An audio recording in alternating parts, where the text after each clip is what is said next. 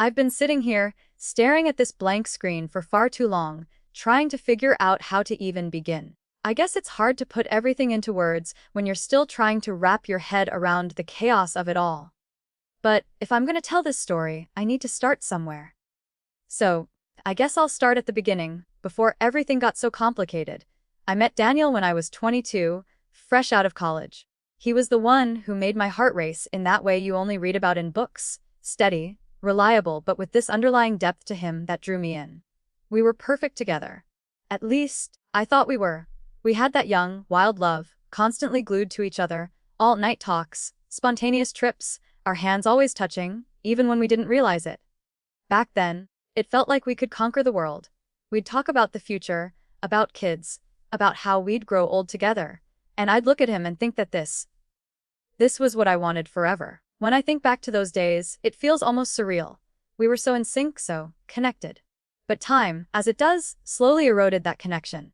I don't know if it was the pressure of responsibilities or the weight of our routine, but somewhere along the way, we started growing apart. After we had our son, everything shifted. He was everything to us, of course, and I don't regret a single second of being a mother. But, somewhere in the chaos of diapers and sleepless nights, Daniel and I began to drift. The days of passionate, carefree love became fewer and farther between. Now, we shared a life. A good life, mind you, but one that didn't feel quite as alive as it once did. Daniel's career took off. He got promoted, took on more projects, worked longer hours. And I started to climb the corporate ladder too. The job was demanding, and when I got home at the end of the day, I was exhausted. There wasn't much time or energy left for him, let alone for us. When I was with him, I wasn't sure if we were still two lovers in a marriage or just two people who shared a home and a child. I don't want to say that we became strangers, but we certainly weren't the same people we were when we met. And that was the hardest part. Because I still loved him. I still cared for him deeply. But I also felt invisible. Like I wasn't just his wife anymore. I was his mother, the person who took care of everything, who handled the bills, the laundry, the meals. I could feel it every time I looked at him, and he was too wrapped up in his work to notice that I was slowly falling apart inside. It's funny, isn't it? How you can feel so alone, even when you're surrounded by people who love you. I kept telling myself that everything was fine. That we were just going through a phase, that we'd figure it out. But that nagging feeling in the back of my mind wouldn't go away. Every time Daniel came home from another long day of work, I felt more disconnected from him. He'd kiss me on the cheek and ask about the kid, and I'd smile and say everything was fine. But inside, I was dying a little bit each day. It wasn't about the love being gone. It wasn't that he didn't care. I knew he did. But it wasn't the kind of love I needed anymore. I needed more. Something deeper. Something that made me feel like a woman again, not just a caretaker. I started to resent how easy it was for him to just come home and slip into his routine while I had to juggle everything else. I started feeling like an afterthought, like I was just a part of the furniture in the house. And so, I began to look elsewhere. Not because I didn't love him, but because I needed to feel alive again. I needed to remember what it felt like to be desired. I needed someone to notice me, not as a wife or mother, but as me. One night, Megan dragged me out to a gallery opening. I was hesitant, tired from work, not really in the mood for socializing, but Megan insisted. I'm glad she did though, because it was there that I met Chris. He stood out immediately. He wasn't one of those guys who made a scene or tried to get attention. He was just there, quietly confident, with an easy smile and eyes that seemed to see right through me. It was almost unnerving, how much attention he paid to me, without being overt about it. We started talking, and it was one of those conversations that felt like it could last forever. He was an artist, a photographer, and we immediately clicked.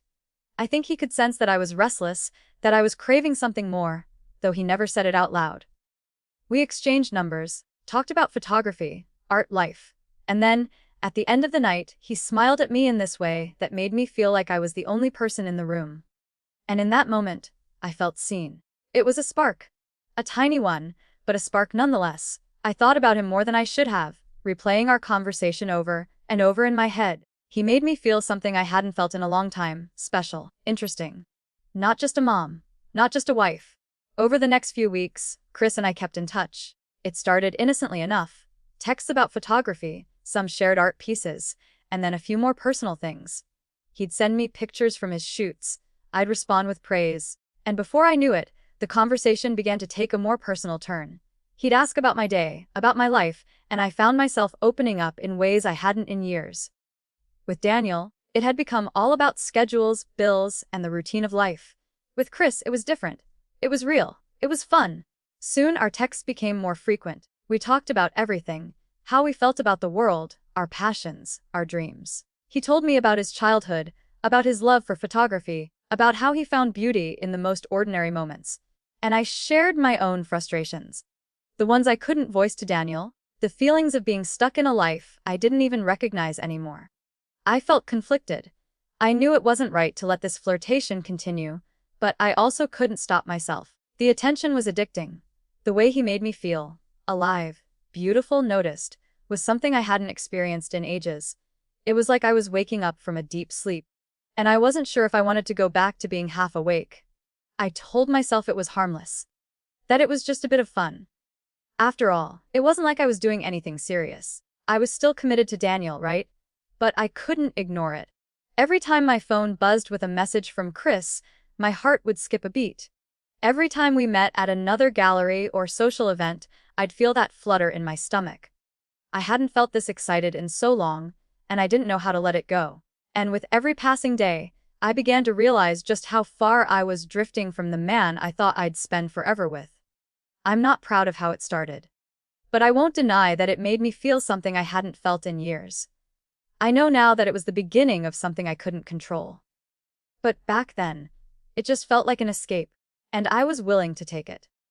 The first time Chris invited me to his apartment, I told myself it was just to look at some of his new work. He'd mentioned he had a series of photographs he was excited about, and he wanted my opinion. I remember feeling a mix of excitement and nerves when I agreed. Part of me, no, a huge part of me, knew exactly what this invitation meant, and yet, I convinced myself it would be harmless.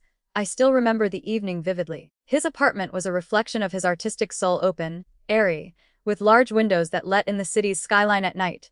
It was the kind of space that felt alive. Unlike our home, which had become a place of routine, where everything was in its right place, but nothing felt new or exciting anymore. Chris' apartment was full of color, texture, and creativity, and for a moment, it felt like I was stepping into a different world altogether. We sat on the couch as he pulled out his portfolio. I tried to focus on the photos. The lighting, the composition, the angles. But Chris was close. Too close. His shoulder brushed against mine as he passed me one photograph after another. Every touch felt electric, sending a small spark through me. I could feel his eyes on me, watching me more intently than Daniel ever had. It wasn't just that he was physically close, it was that he made me feel like I was important. That I mattered. Eventually, the photos were forgotten. He set the portfolio down, and suddenly, we were looking at each other, really looking at each other. There was this heavy, undeniable tension in the air, the kind of tension I hadn't felt in years, maybe ever. "I've been wanting to kiss you since the moment I met you," Chris said, his voice low but firm. He didn't ask if it was okay. He didn't need to. I could see it in his eyes. The hunger, the desire. I should have pulled away, should have stopped it right there. But I didn't. Something inside me snapped, and for the first time in a long time, I didn't care about the consequences. I kissed him. It was fast, urgent, and everything I needed. It wasn't just passion, it was release. For the first time in so long, I felt alive again. It was raw, powerful, and unrestrained. Everything I'd been holding inside me, the loneliness, the frustration, the unspoken need for attention, came rushing out in that kiss. And when we broke apart, he didn't stop. He pulled me closer, guiding me toward his bedroom without a word. That night was the beginning of everything. The affair, the secrecy, the lies. It all started there, in the dark of his apartment. Afterward, I lay there, tangled in the sheets, feeling a strange mix of guilt and exhilaration. I felt seen, something I hadn't felt in years. I wasn't just someone's wife or mother. I was a woman. I was desired. And that feeling, God, it was intoxicating.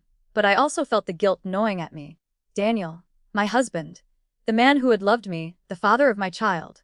I knew what I was doing wasn't right, but in that moment, I didn't care. I told myself it was just physical. It didn't mean anything. I wasn't in love with Chris.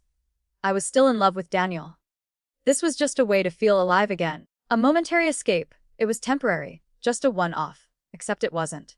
In the days that followed, I found myself caught between two worlds.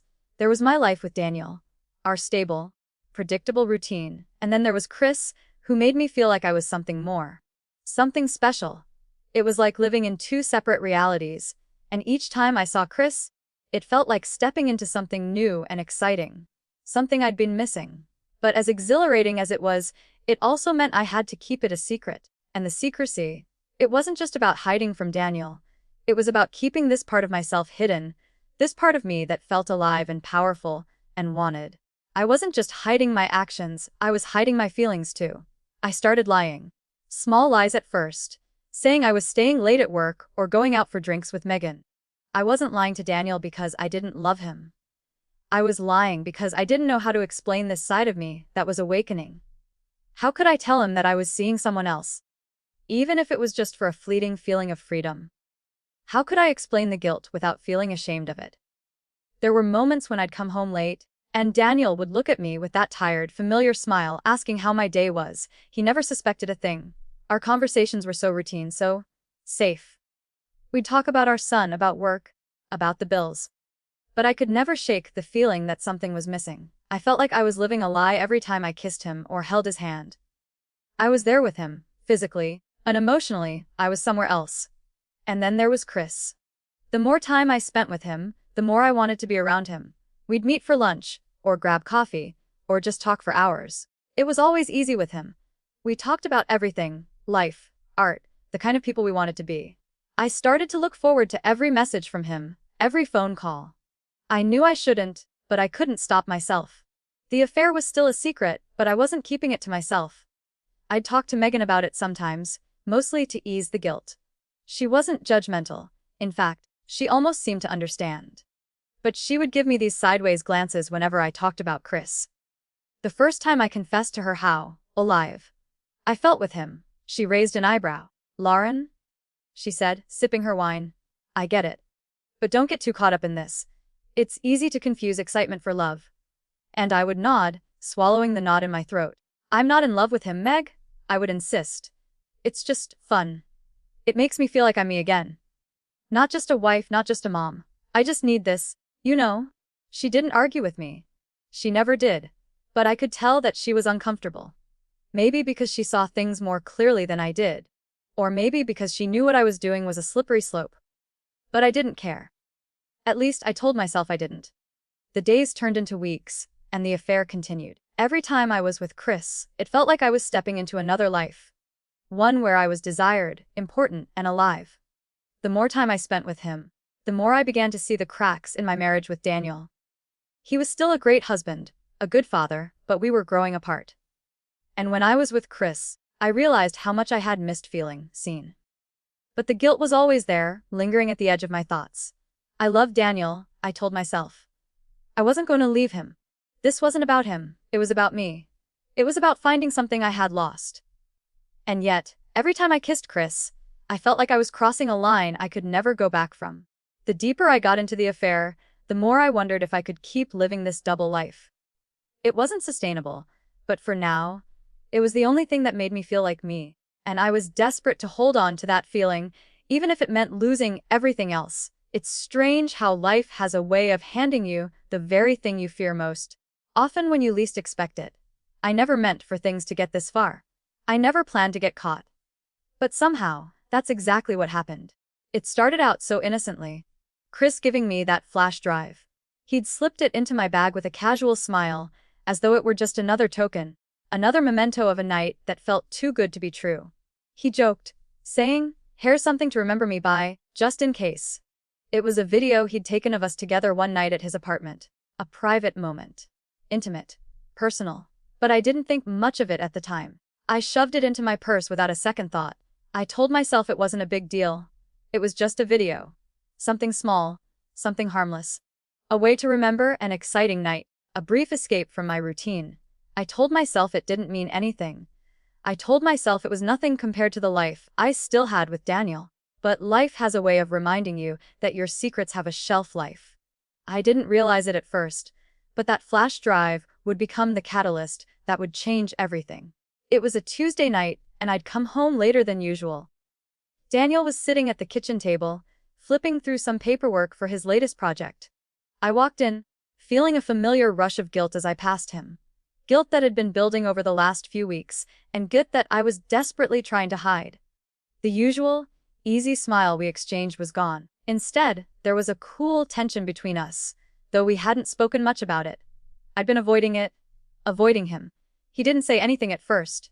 He never did. But then he looked at me, and his expression changed. It was subtle, but it was there. There was something in his eyes, something I hadn't seen in years. It was confusion, hurt, and, underneath all of it, something darker. "Lauren," he said, his voice unusually quiet. "We need to talk." The words were simple, but they hit me like a freight train. I froze. My stomach tightened, my heart raced. The guilt flooded me in that instant, and I immediately knew what had happened. He'd found the flash drive. He didn't ask where it came from, or how it ended up in my purse. He didn't need to. The silence between us was heavy as he walked over to the counter, holding the flash drive in his hand. His face was unreadable, but his hands shook just slightly as he set it down.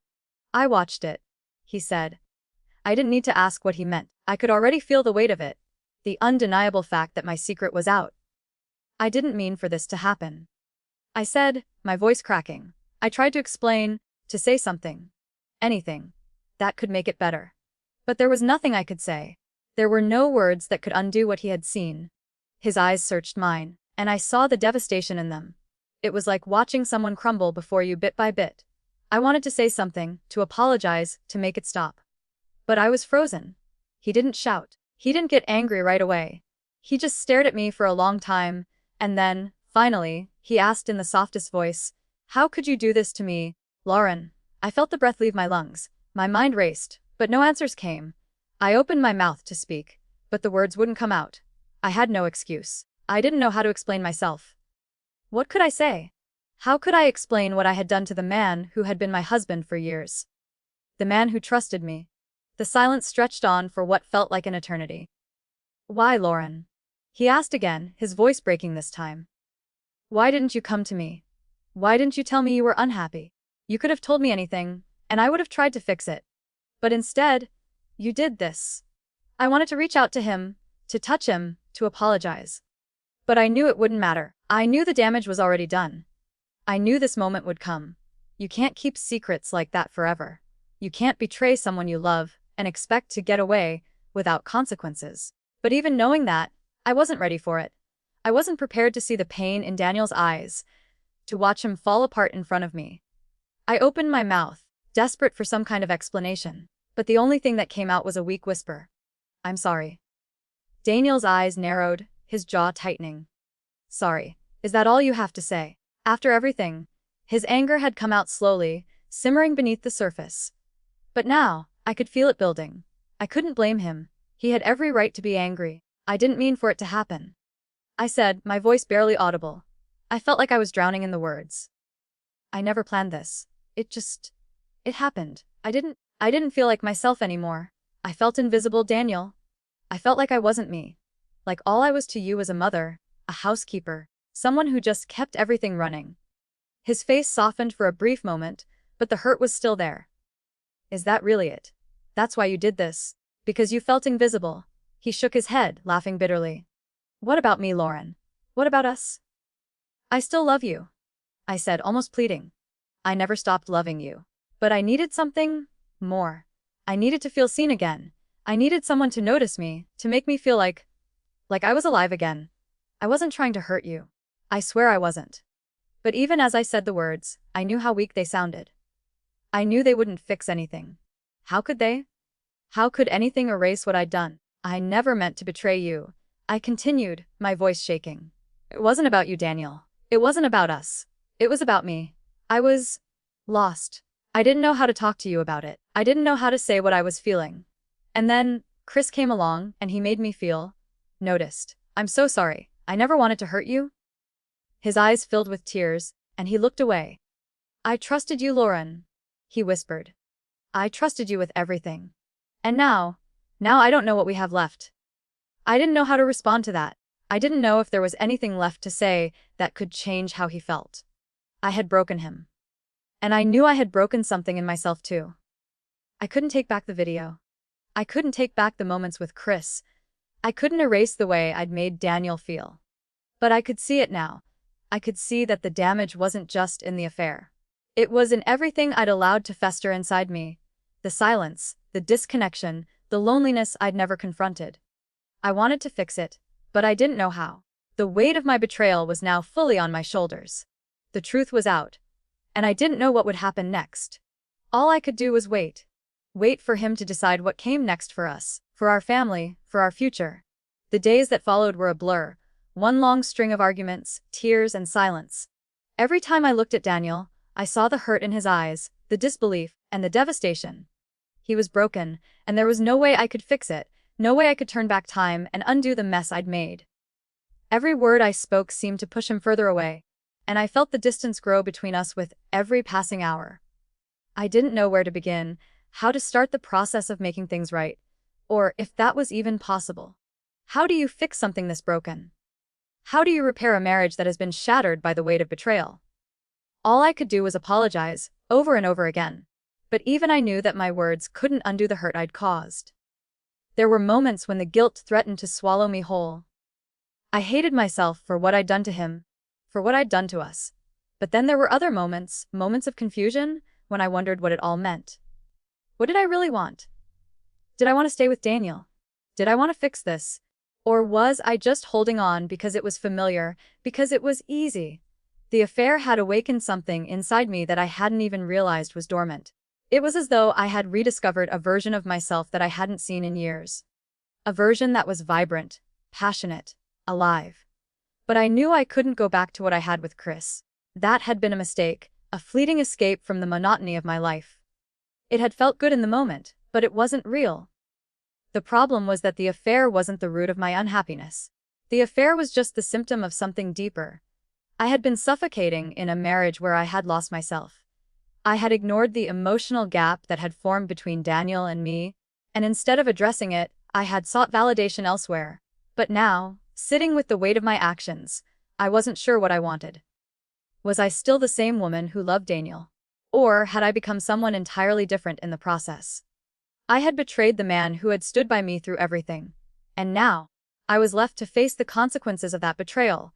Consequences that I wasn't sure we could come back from. A few days later, after the anger had subsided somewhat, Daniel and I finally sat down for a long, painful conversation. The silence between us was unbearable, thick with unspoken words, so much left hanging in the air. I had no idea where we were headed or how to fix this, but I knew we needed to talk. I sat across from him, fidgeting with my hands, not knowing what to say. He looked exhausted, like he hadn't slept in days. His face was drawn, pale, his eyes hollow with sorrow. "I don't know how to look at you right now, Lauren," he said quietly. "I don't know how to look at you without seeing him, without seeing what you've done. I don't know if I can ever trust you again." His voice cracked slightly, and my heart shattered at the sound of it. This wasn't just about the affair anymore. It was about everything. The years we had spent together, the love we had shared, the trust that had been broken. I swallowed hard. I had never imagined I'd hear those words from him. Not from Daniel, the man who had always been there for me, the man who had loved me unconditionally. I had taken it all for granted, and now it was slipping through my fingers. "I'm so sorry, Daniel," I said, my voice breaking. "I don't know how to make this right. I never meant to hurt you. I never wanted to betray you. But I did. And I'll regret it for the rest of my life." Daniel looked away, shaking his head. "I don't know if your apology is enough," he said. "I don't know if I can forgive you. I don't know if I want to try." I felt my chest tighten at his words. Every part of me wanted to beg him, to promise him that I'd never hurt him again, that we could rebuild. But deep down, I knew it wasn't that simple. He couldn't just forget what had happened, and I couldn't undo the pain I'd caused. "I don't expect you to forgive me right now," I said quietly. "I don't expect you to forgive me at all, not unless you're ready, but I'm willing to do whatever it takes to try to make this right." He stared at me for a long time, as if weighing his options, as if trying to figure out whether it was worth it to even try. I could see the pain in his eyes, and I knew that whatever decision he made, it would break both of us. "I don't know what to do," Daniel said finally. "I don't know if I can trust you again. I don't know if I can look at you the same way. This changes everything." I nodded slowly, tears welling up in my eyes. I know. I know I've ruined everything. I don't know how to fix it either, Daniel. But I'm here. I'm here, and I'm willing to try. But only if you want that too. I can't do this alone. There was another long silence between us. The weight of our situation pressed down on both of us.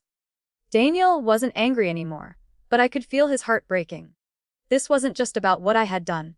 It was about everything that had led us here. It was about all the things we hadn't said to each other, the distance we had ignored, the disconnection that had slowly built over time.